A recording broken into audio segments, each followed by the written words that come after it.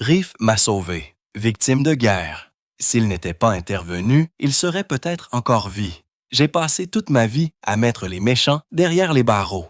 Tout le monde pensait savoir pourquoi Polly Perret avait arrêté de jouer la comédie.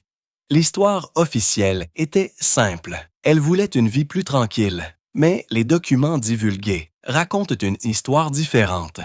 Il y avait des allégations d'agression, des violations de la sécurité et une co-star dont elle avait tellement peur qu'elle a eu besoin d'une thérapie juste pour faire face. CBS pensait que leur accord mettrait fin à tout. Ils avaient tort. Aujourd'hui, à 56 ans, Polly est enfin prête à dire la vérité sur ce qui s'est réellement passé pendant ces dernières années sur le plateau. Polly Perret est née le 27 mars 1969 à la Nouvelle-Orléans, mais son enfance était loin d'être enracinée. Son père travaillait dans l'industrie ferroviaire, ce qui signifiait que la famille déménageait constamment d'un État à l'autre. Quand elle était adolescente, elle avait déjà vécu dans 14 endroits différents. Elle ne restait jamais assez longtemps pour avoir l'impression d'appartenir à un endroit. Mais ce déracinement constant lui a appris à s'adapter, à s'aécher rapidement, à se fondre dans la masse et à lire les gens rapidement. Bien qu'elle soit née Louisiane, elle a toujours dit que l'Alabama lui semblait être sa maison.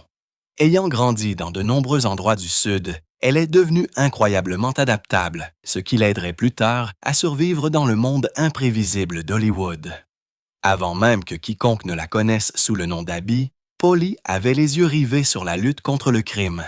Enfant, elle ne se contentait pas de lire des contes de fées ou de regarder des dessins animés.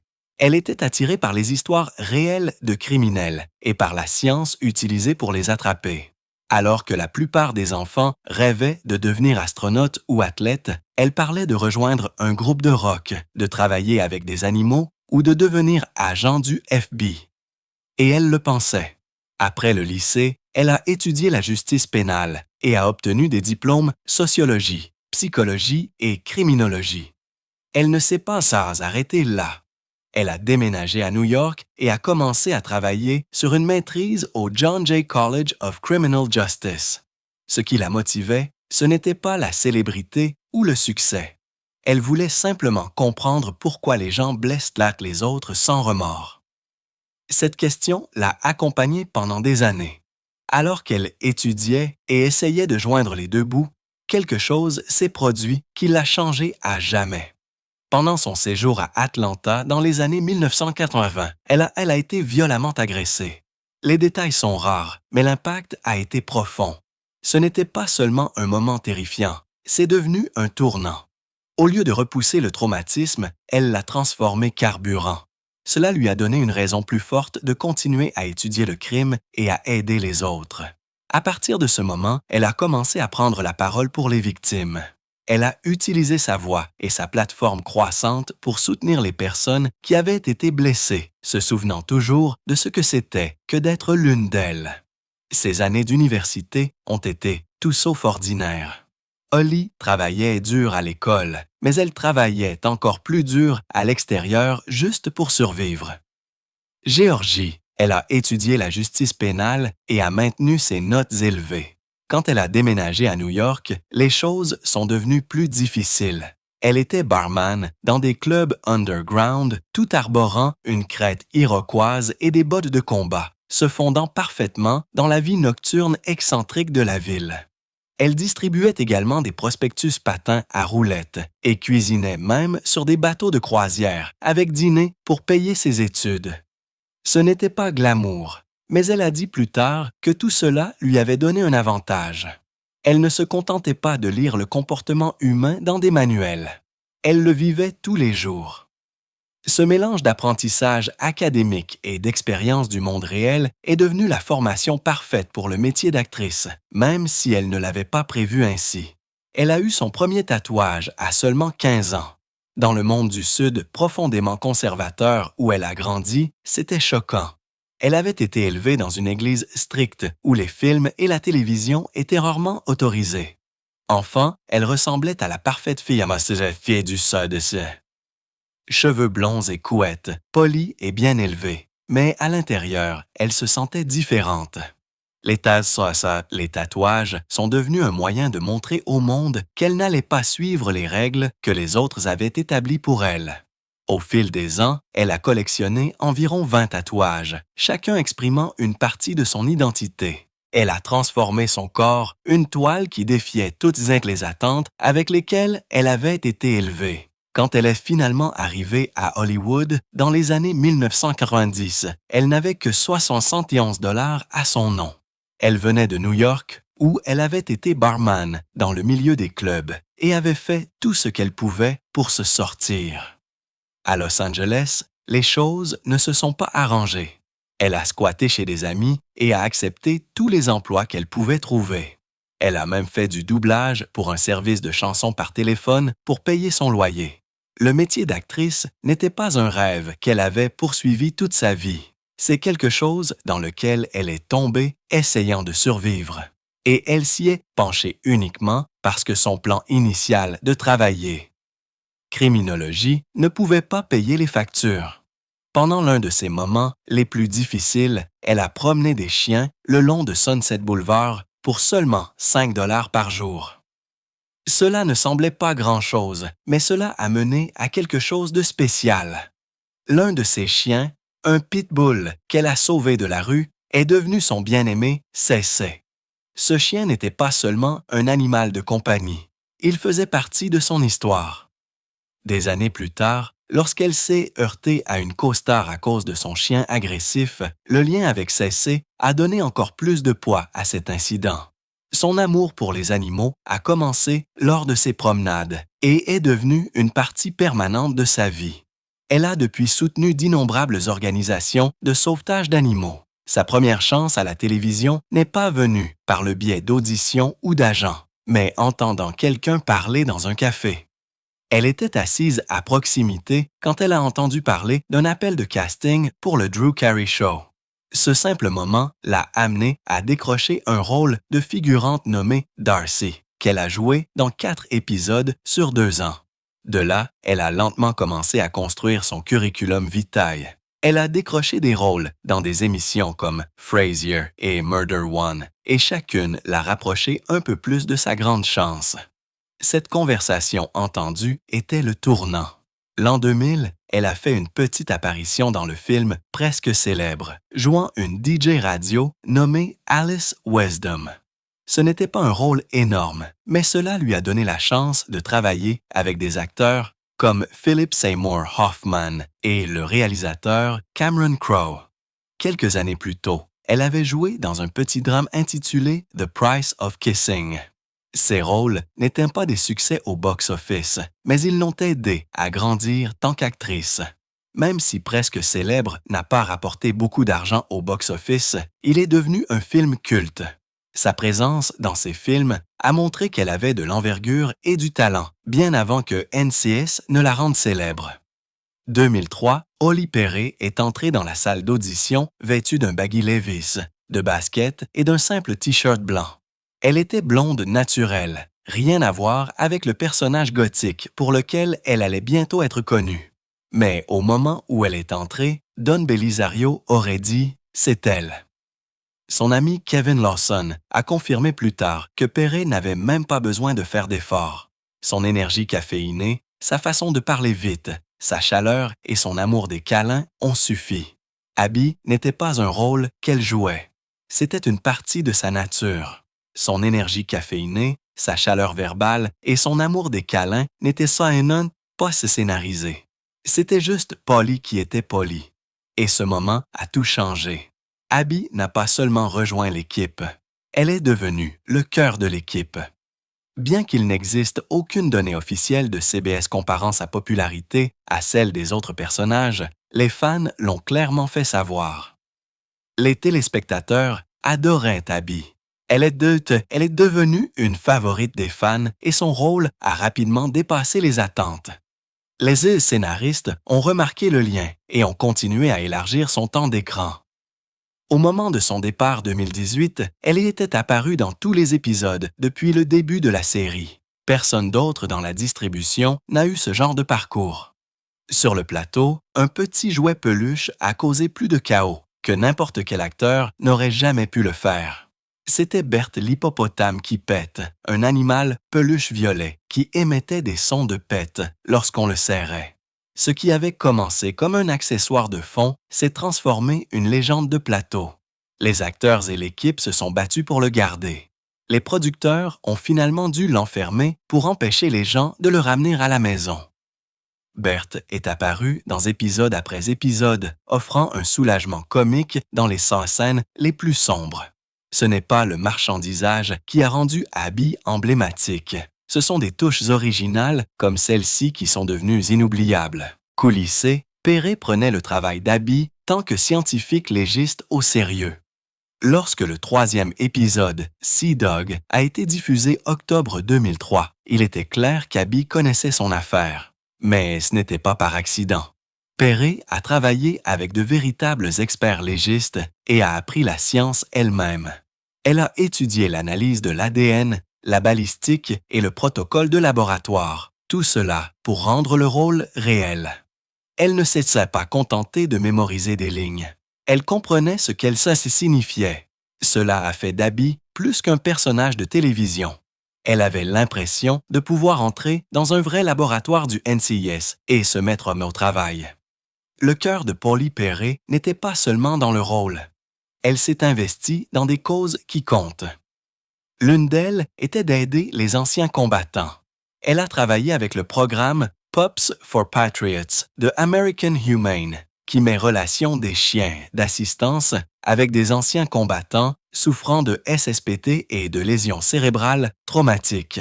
Ces chiens peuvent coûter jusqu'à 30 000 $ chacun à dresser. Mais Perret croyait la mission et a fait ce qu'elle pouvait pour aider. Le programme a mis relation plus de 160 anciens combattants avec des chiens dressés, leur offrant non seulement un soutien, mais aussi de la dignité. Cela reflétait le profond respect d'Abby pour les militaires dans la série. La popularité de la série a explosé lors de la finale de la saison 7. Cet épisode a attiré plus de 20 millions de téléspectateurs aux États-Unis. C'était un moment important pour NCIS. Le drame policier a même battu les codes d'écoute d'American Idol cette année-là. La série a gagné 25% dans le groupe d'âge des 18 à 49 ans par rapport à la saison précédente. Elle est passée de 14,9 millions à 17,6 millions de téléspectateurs au total d'une année sur l'autre. Ce n'était pas seulement une autre finale. C'était le moment où NCIS est devenu le premier drame scénarisé Amérique et y est resté. L'un des gains marketing les plus étranges, mais les plus efficaces, est venu de la boisson signature d'Abby, Calf Puppa. Cela a commencé comme une idée de conception.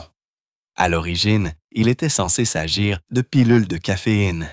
Mais les producteurs ne voulaient pas qu'Abby prenne des pilules à l'écran, alors ils l'ont transformé une boisson énergisante rouge vif. Et cette tasse rouge est devenue emblématique. 7-Eleven a sauté sur l'idée et a lancé une promotion qui a entraîné une augmentation de 14% des ventes de boissons énergisantes dans tout le pays. Ils ont même fabriqué des tasses de Calf Pie sur le thème des fêtes. Ce que la plupart des fans ne savaient pas, c'est que Polly Perret n'a jamais bu. Ces tasses étaient remplies de jus de canneberge. Perret n'a jamais demandé de doublure, même dans les scènes qui la mettaient physiquement mal à l'aise. Elle souffrait d'une grave claustrophobie, mais a quand même filmé à l'intérieur de décors de morgue étroits, sans aide. Un épisode, Bête Noire, l'a obligée à affronter ses peurs dans une scène d'otage importante. Elle n'a pas bronché, elle a continué.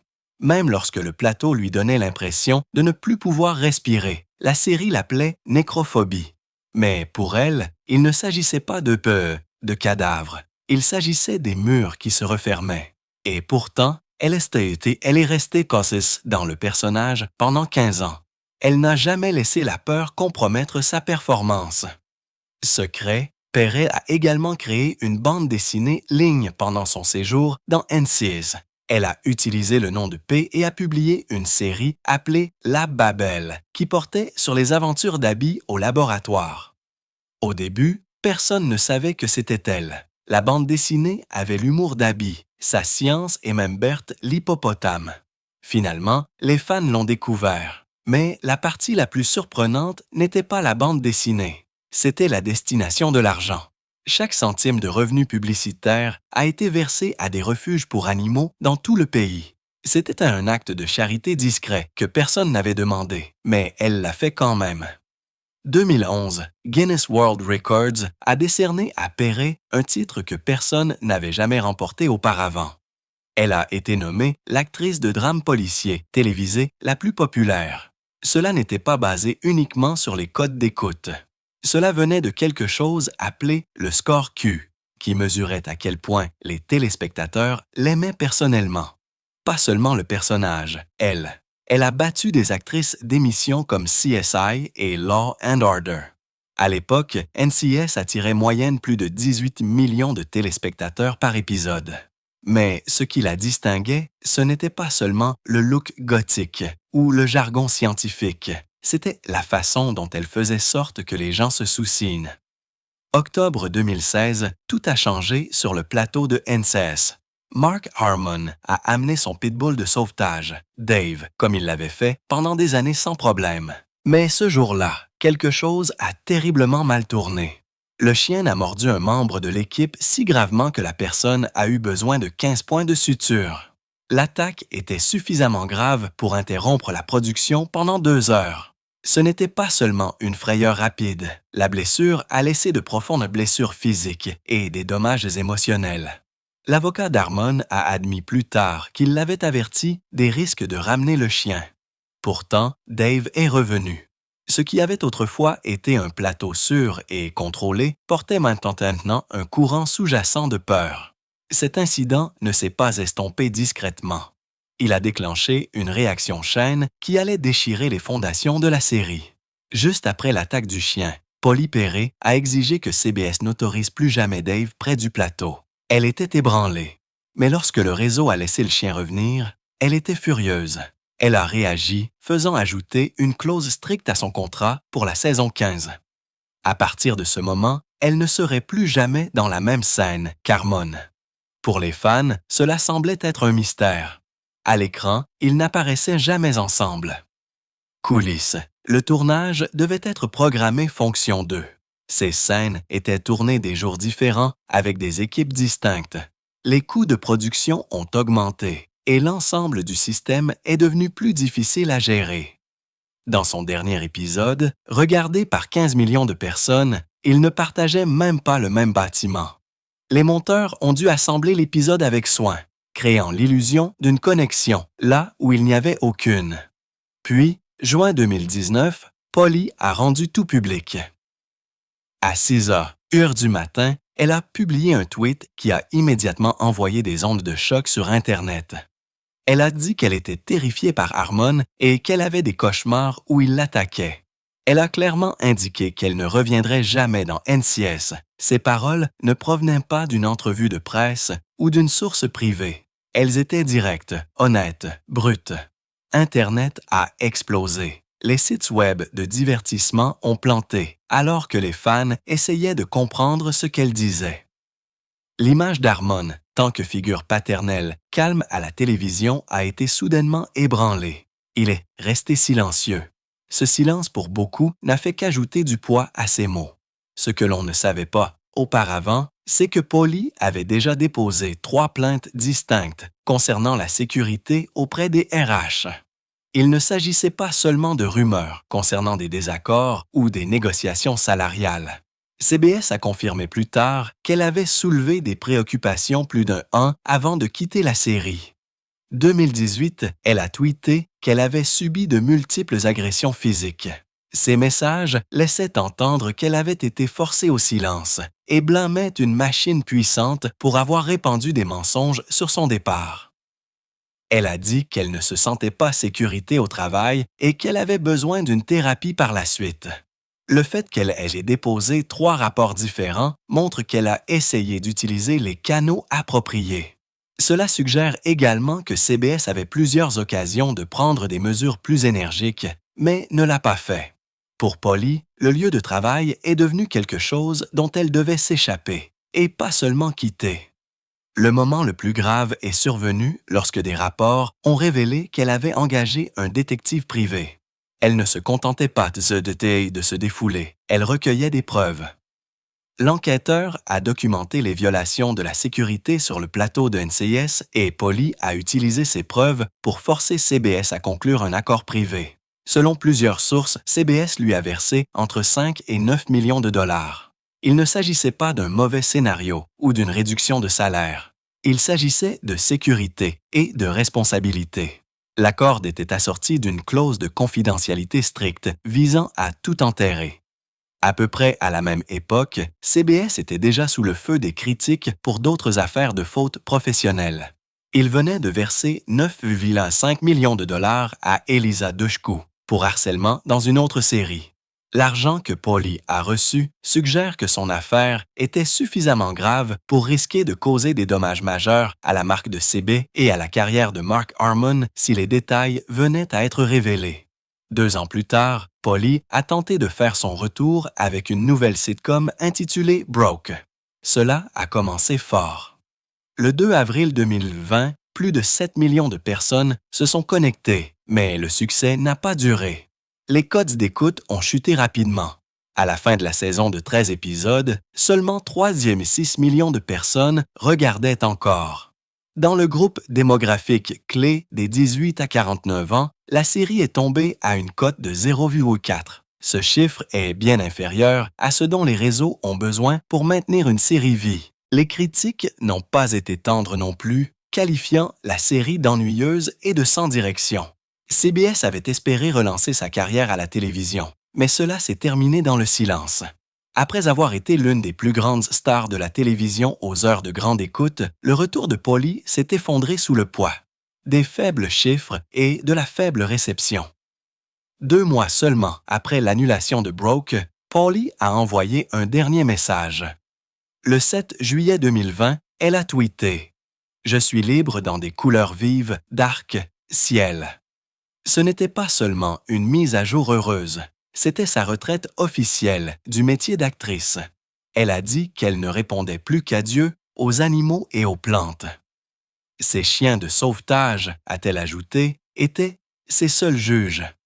Il était clair qu'elle n'avait aucune intention de revenir un jour dans l'industrie.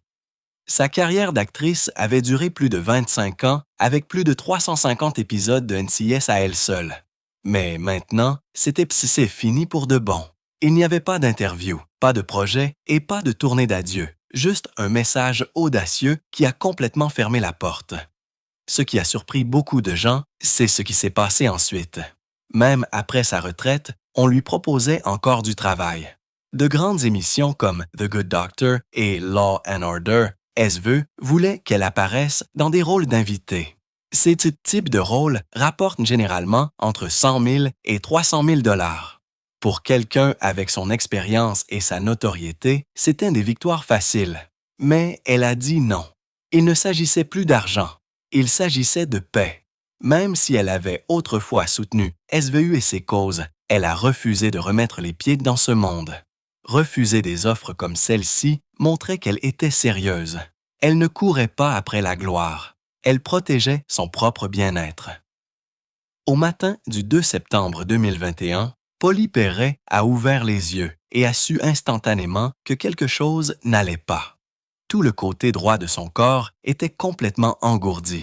Elle allait essayer de ne pas se soucier, pensant qu'elle avait peut-être dormi dans une position étrange. Mais la sensation n'est pas revenue. Son doigt touchant sa propre joue lui donnait l'impression d'appartenir à quelqu'un d'autre. Même le poids de son ordinateur portable reposant sur ses jambes ne signifiait rien pour sa peau. C'est alors que la panique s'est installée. Elle a appelé son médecin qui lui a dit de ne pas attendre. Quelques minutes, elle était dans une salle d'urgence entourée de personnel médical, confirmant ce qu'elle craignait le plus. À seulement 53 ans, elle souffrait d'un accident vasculaire cérébral ischémique massif. Pendant 36 heures, sa voix a disparu. Elle ne pouvait plus parler du tout. Quand sa parole est finalement revenue, ses premiers mots n'étaient pas dramatiques. Ils étaient légers, voire un peu sarcastiques. « Mec, sérieusement. » Mais la vérité est que son médecin ne s'attendait pas à ce qu'elle survive après 17 heures ce jour-là. l'accident vasculaire cérébral avait été si dangereux. La convalescence a été longue et épuisante, avec des mois de thérapie pour la parole et la motricité. Mais elle s'est sortie, marquée, mais vivante. Ce qui l'a aidée à survivre, ce n'étaient pas seulement les médecins, c'était Rosie. Rosie n'était pas une infirmière ou un membre de la famille. Elle était le chien de sauvetage de Perret. Alors que l'accident vasculaire cérébral se déroulait, Rosie n'arrêtait pas de la gratter, la réveillant juste à temps. Ce petit geste a fait la différence entre la vie et la mort. Chaque minute compte lors d'un accident vasculaire cérébral et Rosie lui a fait gagner ses minutes. Perret a toujours été passionnée par le sauvetage d'animaux. Au fil des ans, elle a adopté plusieurs chiens et a souvent partagé à quel point ils comptaient pour elle. Mais cette fois, c'était différent. Le chien qu'elle avait sauvé a fini par la sauver à son tour. Ce moment lui a fait réaliser que leur lien allait bien au-delà de la simple compagnie. C'était une question de survie. À partir de ce moment-là, son dévouement au sauvetage d'animaux n'a fait que s'approfondir, fondé sur la gratitude et quelque chose de presque spirituel. Ce sens de la spiritualité s'est approfondi après l'accident vasculaire cérébral. Erette a commencé à chercher la paix dans des endroits calmes, loin d'Hollywood. Elle a commencé à visiter un monastère bénédictin à Big Sur 2 fois par an. Là, elle a appris à ralentir, à respirer, à écouter. Les moines n'ont pas essayé de la convertir.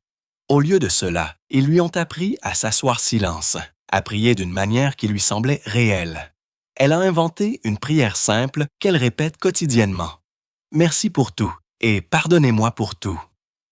Dans ces moments d'immobilité, elle dit qu'elle entend des conseils, pas forts ou dramatiques, mais clairs. Des mots comme confiance ou pas maintenant arrivent comme des chuchotements. Ce n'était pas la foi qu'elle avait connue grandissant. À l'époque, elle ne savait même pas comment prier. Mais maintenant, ses conversations avec Dieu ressemblent à des prises de contact avec un ami. Ces retraites l'ont aidée à surmonter plus que l'accident vasculaire cérébral.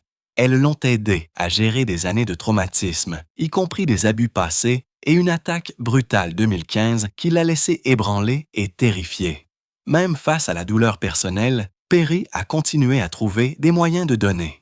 Elle est devenue productrice exécutive d'un documentaire intitulé Studio One Forever, un projet qui comptait beaucoup pour elle. Le film explore l'histoire du Studio 1, la première discothèque gay Amérique, qui a fonctionné à West Hollywood de 1974 à 1994. Ce n'était pas seulement une boîte de nuit, c'était un endroit où la communauté LGBTQ trouvait la liberté, la joie et les uns les autres, surtout pendant les premières années terrifiantes de la crise du sida. Le film présente des histoires de célébrités qui étaient là comme Bruce Valanche et Chita Rivera. Mais la raison pour laquelle Perret l'a fait était simple. Elle voulait que ses voix soient entendues. Elle voulait que les gens sachent que Studio 1 n'était pas seulement une piste de danse. C'était un endroit sûr dans une période dangereuse. Le projet a été présenté première au Outfest LA Film Festival 2023 et est devenu une célébration de l'histoire, de la résilience et de la communauté. Mais certains de ses travaux les plus significatifs n'ont jamais fait les gros titres. 2015, elle a discrètement aidé une jeune patiente atteinte d'un cancer nommée Christina Flores. Christina était une grande fan de NCIS et rêvait de rencontrer Abisuto. Grâce à la fondation Make-A-Wish, ce rêve est devenu réalité. Elles se sont rencontrées, ont passé du temps ensemble et ont même eu des tatouages temporaires assortis. Quelques semaines plus tard, Christina est décédée. Personne ne le savait à l'époque, mais Polly avait payé tous les frais funéraires et de déplacement pour la famille de Christina. Ce n'était pas pour la publicité, c'était privé. La seule raison pour laquelle cela est devenu public est un tweet de la tante de Christina, qui a été supprimé plus tard. Perret n'a jamais commenté. Elle n'avait pas besoin. Elle avait déjà fait ce qui comptait. Honorer une petite fille dont la force lui avait touché le cœur. Hollywood a continué à appeler, mais Polly a continué à choisir ses valeurs. 2007, le magazine Playboy lui a offert 750 000 $ pour poser. Elle a dit non. 2013, ils sont revenus avec près d'1 million de dollars. Elle les a et les a de nouveau refusés. À cette époque, NCIS était l'une des plus grandes émissions de télévision avec plus de 19 millions de personnes regardant chaque semaine. Playboy supposait qu'elle dirait oui, mais elle ne voulait pas la faire partie de quoi que ce soit qui transformait les femmes objets. Elle savait que de jeunes fans regardaient et elle voulait envoyer un message différent. Dans une interview de 2014 avec TV Guide, elle a dit que les offres ne la tentaient pas même un peu. Elle croyait qu'il fallait montrer sa force d'une autre manière. Et elle s'est tenue à cette conviction, même lorsque cela lui a coûté. Mais la plus grande surprise est peut-être survenue 2023, lorsque le testament de Paulier a été divulgué lors d'un dépôt de testament à Los Angeles. La valeur totale de sa succession était de plus de 22 millions de dollars. Pas un seul dollar n'a été laissé à la famille ou aux amis. Au lieu de cela, chaque centime allait à des refuges pour animaux sans euthanasie et au projet Innocence. Son avocat l'a confirmé, disant qu'elle voulait éviter tout drame d'héritage. Elle avait déjà passé des années à soutenir ces causes. Une seule année, elle a sauvé 12 chiens. Son testament a été partagé avec soin.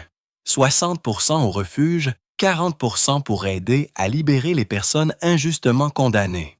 Elle a même fait une dernière demande. Ses cendres seraient divisées. La moitié serait dispersée près d'un parc à chiens. L'autre moitié irait au centre de sauvetage où elle a trouvé son premier chien.